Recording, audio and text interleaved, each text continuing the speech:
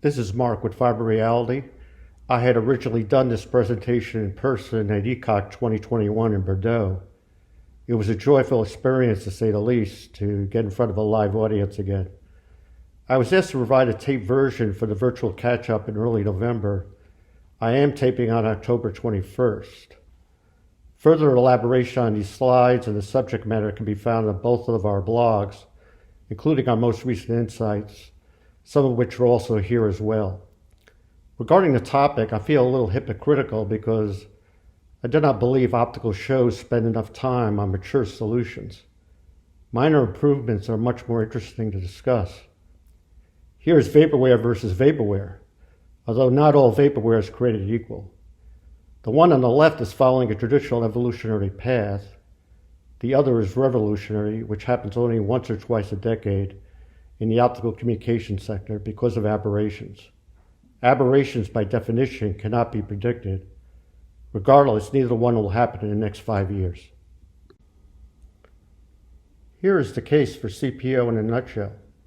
In theory, CPO makes sense. However, it is missing sufficient value creation.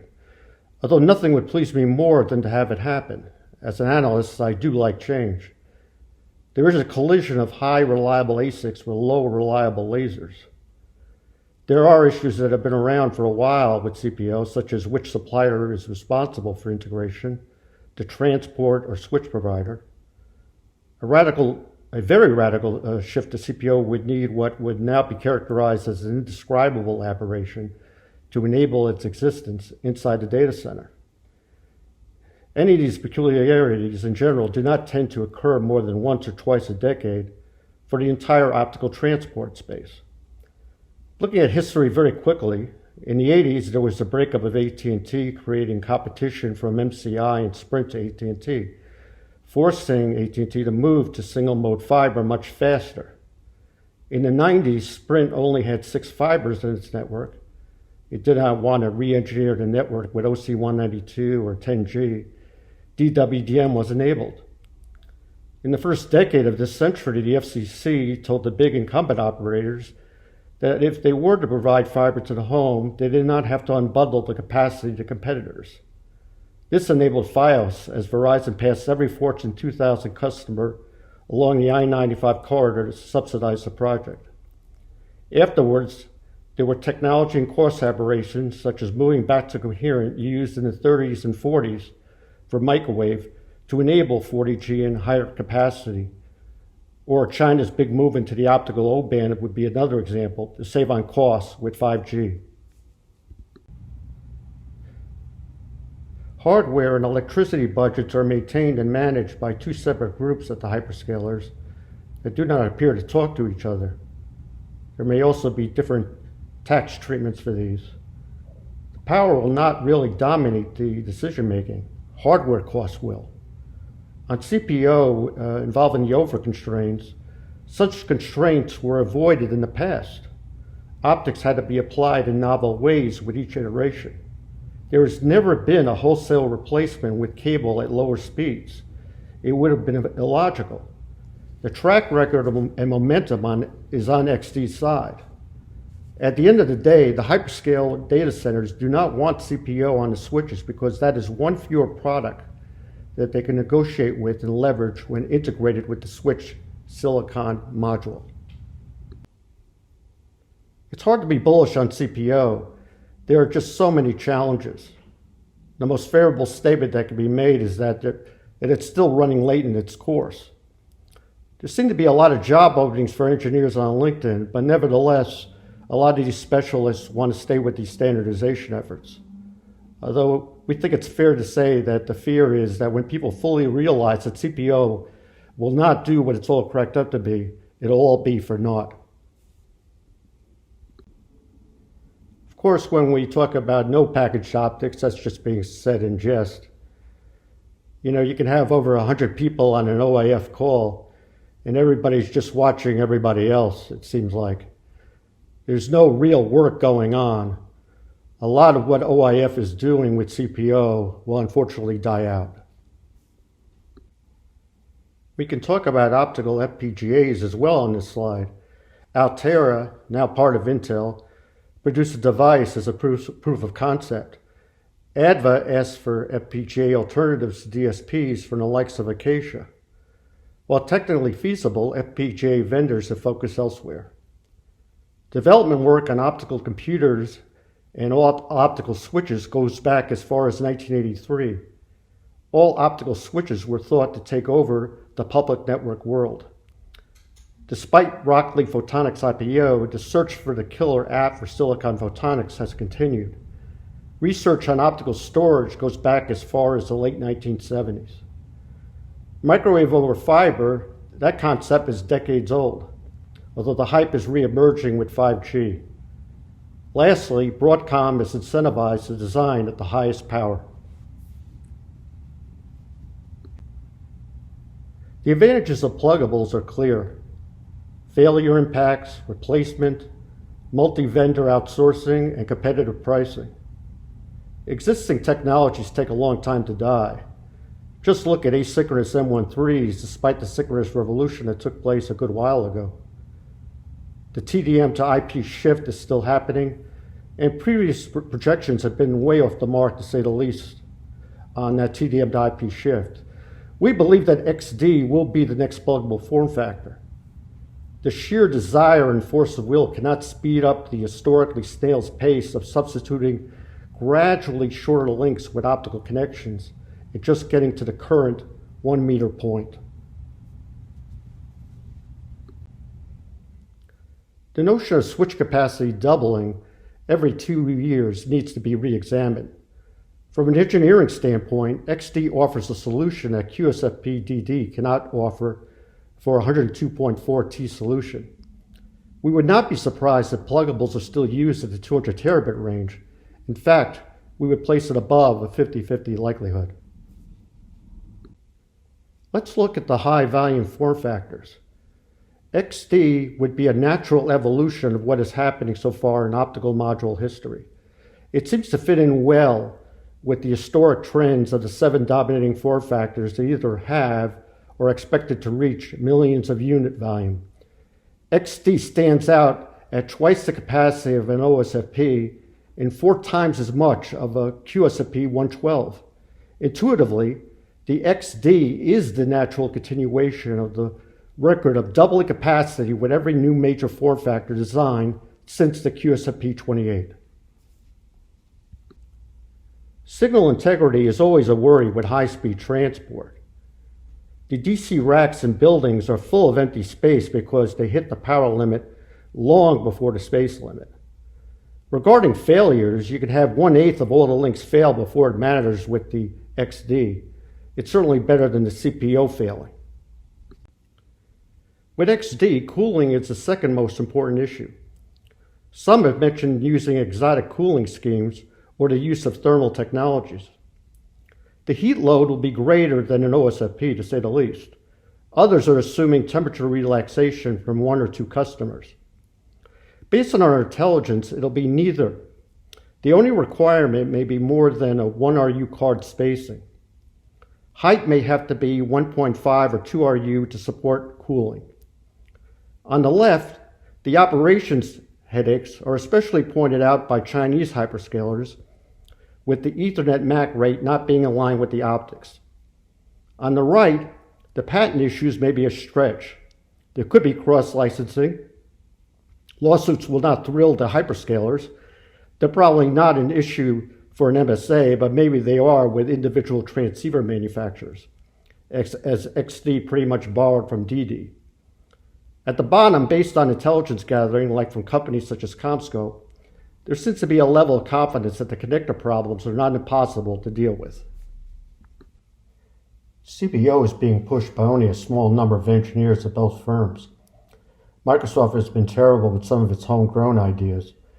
Kobo never went anywhere, and the cost of colors was extraordinarily high, although not for the supplier Inphi. One of the benefits of walking the floor at ECOC is that we heard that Microsoft appears to be in a state of flux in terms of its engineering management.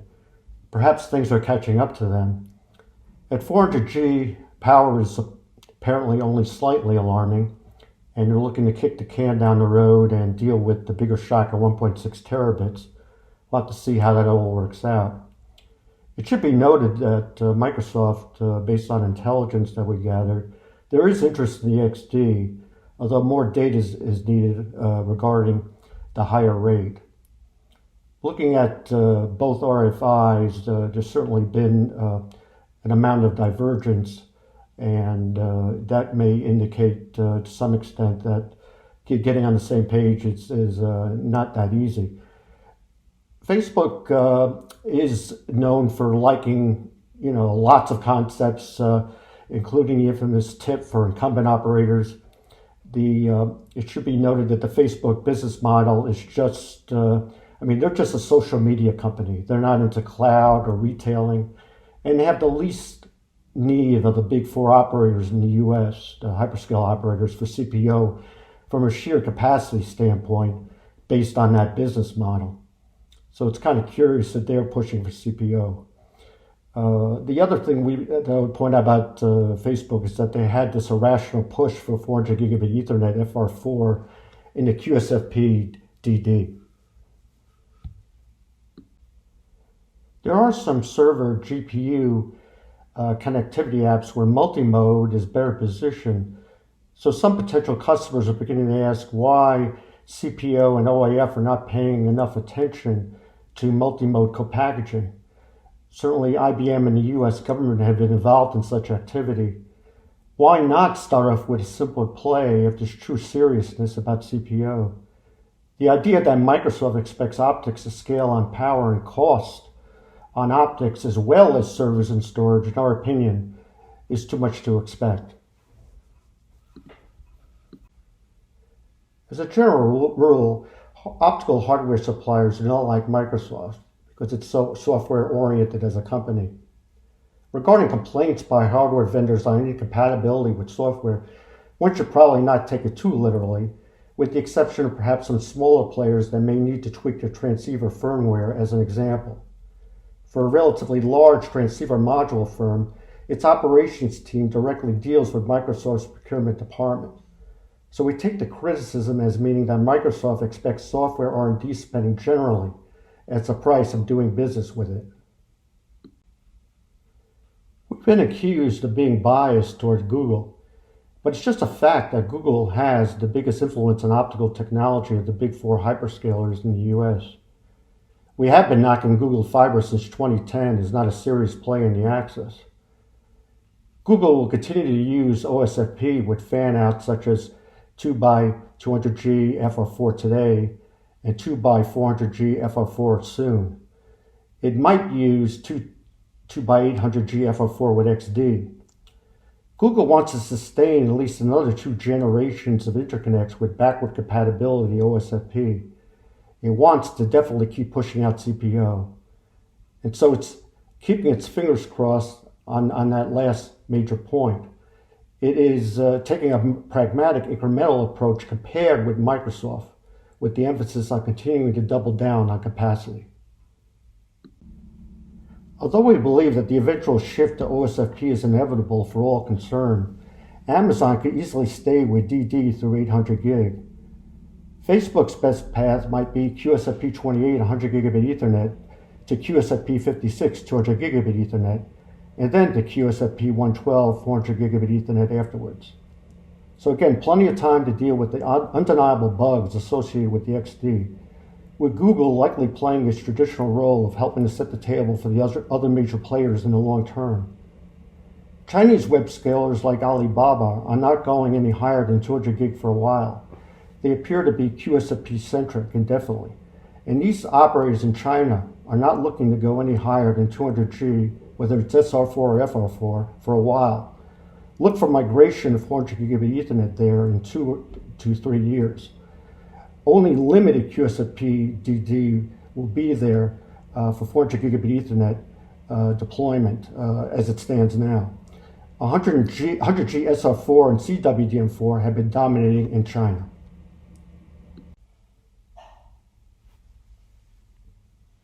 XD has plenty of time to get its act together. 1.6 terabit interfaces in 2024 could easily turn out to be quite optimistic. Research firms should have been run out of business for malpractice on their 400 gigabit Ethernet projections earlier. Broadcom does have a whole load of chips in this CPO pot, but in fact, the supplier seems to be pulling out all of the stops and at least leaving the impression that it is organizing the entire firm around CPO. There are also potential blueprints that compel customers to purchase the full CPO solution in order to obtain the switch ASICs. FibeReality is unaware of another sizable corporation that has ostensibly made such an immense commitment to this networking concept as its core strategy. One explanation that we have heard is that the CEO has been persuaded to adopt this new all-encompassing vision, despite the latter always being adamant about high profitability. We cannot believe that he, who has a meticulous understanding of the marketplace, would buy into the CPO hype, which is close to a zero chance of adding meaningful revenue to his balance sheet in any kind of foreseeable future. Therefore, there must be another explanation for this perceived massive effort by Broadcom. At a minimum, there must be a backup plan, which likely included a fixed amount of time to make the scheme work. In the meantime, there will continue to be demonstrations such as with the half CPO switch at ECOC. The reality is that just the impression of Broadcom positioning itself as by far the dominant force in CPO is the ultimate defensive move, along with the justification of the ludicrous amount of spending on packaging, systems, etc. by the company on this idea. Broadcom wants to preempt a comparable heavy investment by any other established supplier in CPO by being viewed as the clear established leader in R&D activities. No large buyer will be able to accuse the supplier for doing the bare minimum before Broadcom declares it an unreasonable expectation. At the same time, no other big vendor will have the necessary credibility to walk away from these highly expensive activities when it's most optimal, whether it be the arrival of the 51.2 switches. It is 100% a done deal for pluggable optics because of the market window at that rate, and there is no question in our mind that 102.4 terabits will fail to be a maybe for CPO. Or if there happens to be a few consecutive quarters of rather disappointing financial performance for Broadcom. In the interim, Broadcom can control the CPO narrative in ways that are most beneficial to itself. Nobody wants to blame customers for sure, but the old guard 20 years ago at the optical suppliers never would have agreed to selling separate transponders and amps, and they would have told the hyperscalers to go jump in the lake on such an idea. It has culminated in harm to their businesses with 400ZR, 400ZR Plus, and the like pluggables. Certainly there's been other things that have been happening, such as Japan Inc. moving in this direction of disaggregation. It did not help that optics and Nokia is a third distant priority after wireless and routers. And for Cisco, optics is only a small part of its business. Interestingly, Apple still buys full systems for its internal network. But nobody has to wonder why the supply chain is all messed up in buying a ton every year or two and then wanting differentiation in terms of each of the hyperscalers wanting something a little different. And this unwillingness to bend with no skin in the game, such as on things like CPO, they don't have to spend a dime. And at the same time, they had this attitude of, don't you know who we are? Of course, they have driven down prices to the point of destroying the datacom optical ecosystem as well, especially as it relates to transceivers. Optics is as tough as ever as a business. Suppliers can't afford to devote resources to science fair projects. Suppliers are getting tired of this dynamic. There has to be more of a two-way street. I would like to think FibeReality has played a small role in encouraging vocal criticism with our blog articles and the like. One exec had said that CPO is a solution looking for a problem. However, a critique of our last assessment surrounding public statements on CPO is that while they were larger in number than for COBO, only a very small minority outwardly supported a negative view of the former. The vast majority of optical engineers at the suppliers continues to avoid doing anything directly offensive to the hyperscalers. There was somewhat louder criticism of CPO because of the much greater stakes. COBO never mattered at any time as it did not lead to any network alterations. There's been more pushback with CPO because there would have needed to be ominous changes from the very beginning. Currently, given that it is widely known that CPO is unnecessary, one could assert that the amount of pushback is terribly small. More importantly, the current combination of supply chain shortages and strong demand has resulted in some positive equilibrium. The concern is that when the situation normalizes, the hyperscalers will return to their domineering positions. There are multiple faces at the hyperscalers.